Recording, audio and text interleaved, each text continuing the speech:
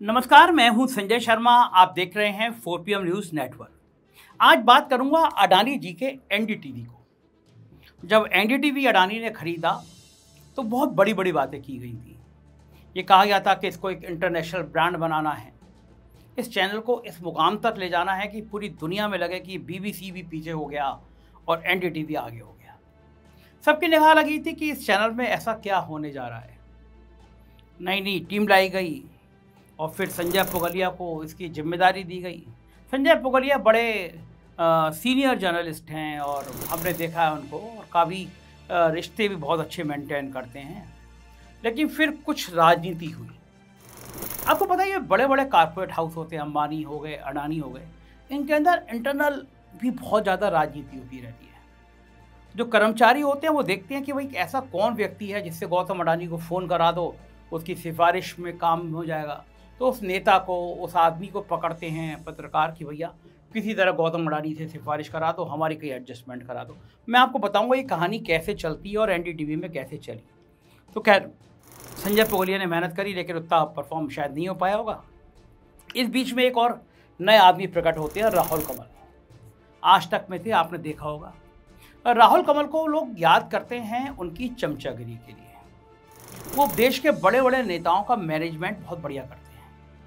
अमित शाह के इंटरव्यू, जिसमें अमित शाह कई बार उनको बेइज्जती करते रहते हैं लेकिन वो सवाल करते रहते हैं, और सवाल भी थोड़े चमचागिरी वाले स्टाइल करते हैं। उनकी पूरी बॉडी लैंग्वेज आपको याद होगी। और राहुल कमल आपको याद होंगे कि जब अंबानी जी के साहबजादे एक बड़ा सा अपना जू बना रहे थे, हाथी वाथी, शादी से पहले की, तो आप बताओ कौन चैनल का इतना सीनियर आदमी, संपादक के लेवल का आदमी जाके हाथी का खाना खा रहा होगा। लेकिन राहुल कमल का पूरे दुनिया में बहुत बड़े ट्रोल हुए। वो जाके अंबानी के बेटे की चमचागिरी करने के लिए उसके संग गाड़ी में घूम रहे थे। चलो ये तो ठीक है, कोई भी पत्रकार कर सकता है कि अंबानी देश के सबसे बड़े आदमी, उनके बेटे का इंटरव्यू कर सकता है, यहाँ तक तो मैं मान सकता हूँ। लेकिन ऐसा कौन करेगा कि वो बैठ के हाथी का खाना, उनके हाथी का खाना खा खा के दिखा रहे हो।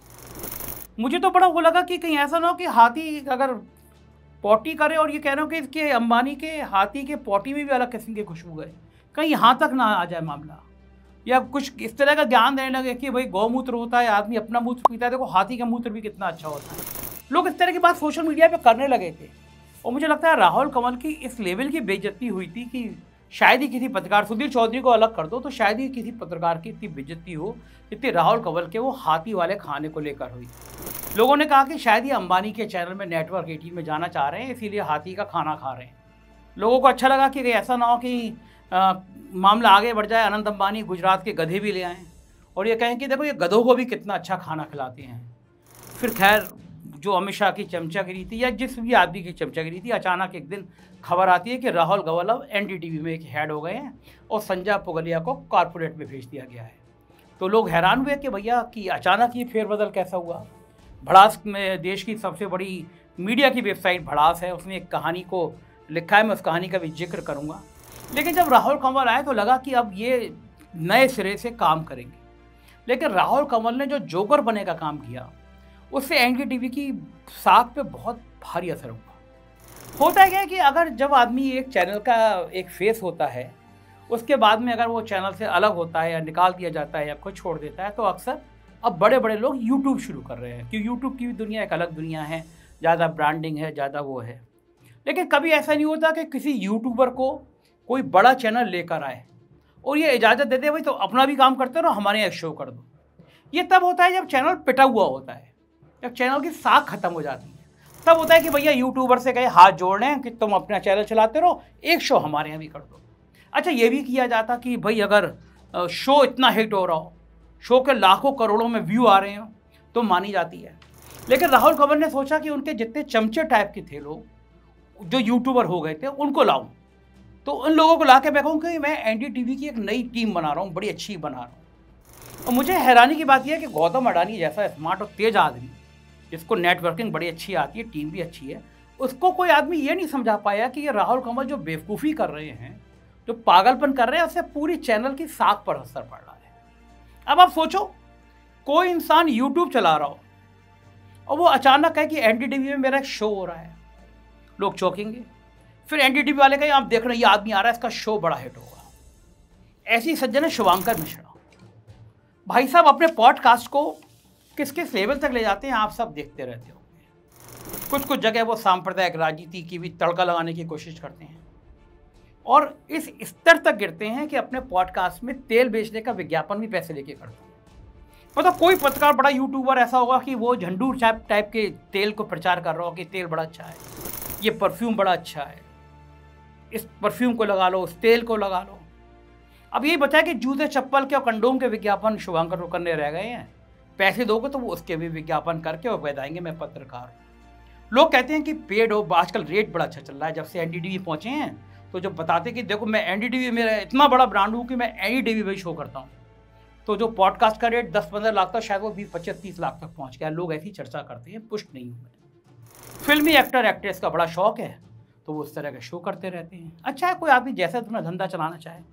लेकिन साहब एनडीटीवी की क्या मत मारी गई है, मैं आपको आज बताने जा रहा हूँ। इस आदमी का शो पे कचहरी के नाम पे शो शुरू हुआ। मैंने कुछ दिनों के इनके वो शो निकलवाए। देखो चैनल तो टीवी तो आजकल लोग कितना देखते हैं आप भी जानते हो, लेकिन सोशल मीडिया पे टीवी वाले सब एक्टिव हो गए हैं, शिफ्ट हो गए हैं। तो यूट्यूब पे हर आदमी अपना शो डालता है। तो जिस शुभांकर को ला के आए थे कि ये साहब लाखों करोड़ों में व्यू जाएंगे, उनके शो का हाल क्या है, उनकी औकात कितनी है, इस चैनल पे मैं आपको बताता हूँ। आप देख रहे होंगे स्क्रीन पे आ रहा है, तालिबान का इंतकाम फूंक डाला पूरा लाहौर। एक दिन पहले का इसमें मेरे जब प्रिंट आउट निकाला मैंने, व्यू आए हैं 9600 यानी 9600 की। मेरे चैनल में कोई आदमी इंटरव्यू देने आता है ना, पहले दिन कोई ट्रेनी भी आदमी शो करता है यूट्यूब पे तो उसके व्यू भी 50,000 जाते हैं। लेकिन ये अपने आप को बड़ा भारी ब्रांड कह रहे हैं, तालिबान का इंतजाम फूंक डाला पूरा लाहौर, व्यू आए 9600। तालिबान वर्सेस पाकिस्तान अगला शो है इनका, कचहरी का। सोचो आप कचहरी लगा रहे हैं। कम से कम अडानी का चैनल हिंदू मुसलमान से बचा हुआ था जब तक संजय पुगलिया थे, लेकिन अब अडानी का चैनल भी अंबानी के चैनल की तरह एंगल बदल रहा है। और मेरे ख्याल से ये गौतम अडानी की साख पे बहुत बड़ा धक्का पहुंचेगा, जिससे उनका चैनल भी हिंदू मुसलमान करने लगेगा, इस एंगल पे काम करने लगेगा।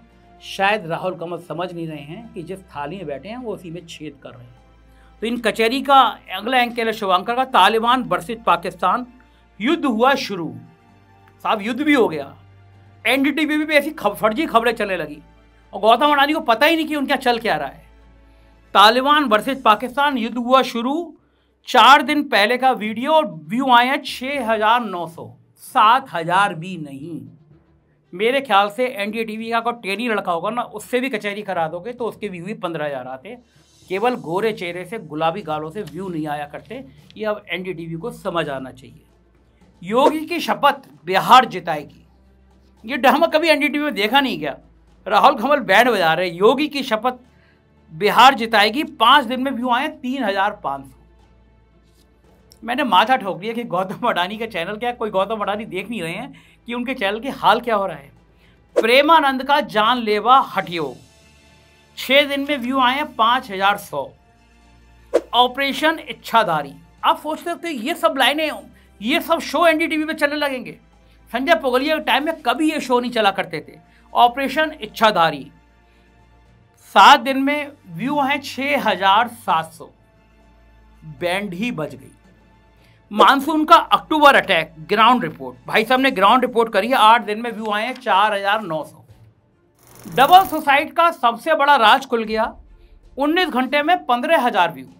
गांजा में जंग खत्म, अब आगे क्या होगा, 1 दिन में 10,000 व्यू। तो क्या पाकिस्तान का नक्शा बदल जाएगा? संत के नाम पर हिंदू और मुसलमान। मैं सोचता था कि गौतम अडानी का चैनल कम से कम बचा हुआ है, लेकिन इस आदमी ने, इस तेल बेचने वाले शुभांकर मिश्रा ने, इस स्प्रे बेचने वाले शुभांकर मिश्रा ने, पैसे लेके पॉडकास्ट करने वाले शुभांकर मिश्रा ने संत के नाम पर हिंदू और मुसलमान भी कचहरी में शुरू कर दिया। और राहुल कमल की आंखों पे पट्टी बंध गई, क्योंकि शायद वो अभी भी हाथी वाला खाना खा रहे हैं। 20 घंटे में 7,700। अयोध्या में 2 धमाकों की इनसाइड स्टोरी, ये सेंसेशनी वाले यूट्यूब, 4 दिन में 7,600 व्यू। तो ये मैंने आपको कुछ इनके कचहरी के शो के व्यू दिखाए। मैं बड़ा हैरान हूँ। गौतम अडानी अगर ये मेरा वीडियो उन तक पहुंचे तो उन्हें सोचना चाहिए कि उनके चैनल पे ये सब हो क्या रहा है, और उनको ये भी सोचना चाहिए कि उनकी जो टीम होगी वो उनको क्यों नहीं बता रही है। मेरे जैसे पत्रकारों को क्या बताने की जरूरत पड़ गई है कि एनडीटीवी पे हिंदू मुसलमान शुरू हो गया, जो कभी होता नहीं था। तो इस तरह के फालतू के अगर यूट्यूबर्स को जो पैसे लेके पॉडकास्ट करते हैं अपने चैनल पे लाओगे तो ये सब तो होना ही है। और चैनल के बैंड देखो, अगर ऐसा यूट्यूबर के व्यू 6000 7000 आएंगे तो चैनल की औकात क्या रह जाएगी। देश की एक बहुत बड़ी मीडिया की वेबसाइट है भड़ास फॉर मीडिया, यशवंत सिंह चलाते हैं, और शायद देश का कोई ही बड़ा मीडिया हाउस ऐसा होगा जिसके पत्रकार भड़ास को पढ़ते ना हो। उन्होंने खबर लगाई थी, मैं पूरी खबर आपको पढ़ के सुनाता हूँ, आपको समझ में आ जाएगा कहानी चल क्या रही है। उस खबर में लिखा है कि एनडीटीवी में हुए फेरबदल को लोग आज भी याद करते हैं। सबसे बड़ा सवाल यह है कि आखिर संजय पुगलिया जैसे वरिष्ठ और सम्मानित पत्रकार को क्यों साइडलाइन किया गया, और कैसे अचानक राहुल कंवल शीर्ष पर पहुंच गए। क्या ये केवल प्रबंधन का फैसला था या फिर किसी अंदरूनी रणनीति का हिस्सा। संजय पुगलिया की छवि एक साफ सुथरे और स्वतंत्र पत्रकार की रही है, जिन्होंने दशकों की मेहनत से अपनी साख बनाई। उनसे कोई गंभीर गलती नहीं हुई थी, फिर भी उन्हें किनारे कर दिया गया। चर्चा यही बताती है कि भारतीय टीवी न्यूज मीडिया के न्यूज रूम में एक ऐसा चेहरा था जिसने नेताओं की निकटता को ही सीढ़ी बना लिया था, और वो था नाम राहुल कंवल। मैंने आपको पहले ही बताया कि नेताओं की चमचागिरी करने में राहुल कंवल का कोई जोड़ नहीं है, और शायद अमित शाह तक वो पहुंचे और सिफारिश भी लगवाई, ऐसी चर्चा है। क्या कंवल की ताकत उनकी पत्रकारिता थी? आलोचक मानते हैं बिल्कुल नहीं। उनकी असली ताकत सत्ता के गलियारों में घूमना, नेताओं के करीब दिखना और हर मौके पर सहमति जताना रही है। यही वजह है कि उनकी छवि लगातार आलोचना के घेरे में रही है। मीडिया जगत में यहाँ तक कहा जाता है कि राहुल कंवल न्यूज से ज़्यादा राजनीति की गलियों में दिखाई देते हैं। प्रबंधन को भी शायद यही संदेश दिया गया कि चैनल को नए दौर के लिए एक ऐसा चेहरा चाहिए जो सत्ता के साथ कदम मिलाकर चले। नतीजा सबके सामने है। पुगलिया हाशिए पर धकेल दिए गए और कंवल कुर्सी पर बैठ गए। लोग इसे प्रमोशन नहीं बल्कि एक योजनाबद्ध रणनीति मानते हैं। वरिष्ठ पत्रकार को न्यूज रूम से दूर रहकर सत्ता हितैषी चेहरे को जगह दी गई, परंतु आलोचक मानते हैं कि इस पूरे खेल से राहुल कंवल की छवि मजबूत नहीं हुई बल्कि और कमजोर पड़ गई। गंभीर पत्रकारिता की सूची में उनका नाम पीछे छूटता जा रहा है और उनकी पहचान सिर्फ सत्ता के निकट पत्रकार के रूप में बन रही है। जाहिर है, जब हाथी का खाना खाओगे, अंबानी के हाथी का खाना खाओगे तो ऐसी बनेगी। एनडीटीवी में आने के बाद राहुल कंवल दूसरे चैनलों से अपने करीबियों और शिष्यों को डबल ट्रिपल सैलरी पर लगातार लाकर भरते जा रहे हैं। मैंने बताई आपको वीडियो में, एक तेल बेचने वाले को ले आए। इसका खामियाजा एनडीटीवी के पुराने लोगों को उठाना पड़ रहा है। उनकी नौकरी बिना किसी गलती के जा रही है।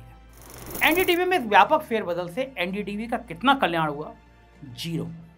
टीआरपी में एनडीटीवी 12वें पायदान पर है। जब ये खबर छपी थी 12वें पायदान पर था। निर्मला सीतारमण जीएसटी चेंज के बाद सबसे पहले लाइव आज तक पर आती है। एनडीटीवी को सत्ता प्रतिष्ठान वाले भी नहीं पूछ रहे। वो कहावत है ना कि ना माया मिली न राम। राहुल कंवल आए थे बड़े जोर शोर के संग, लेकिन चैनल की बैंड बजा गए।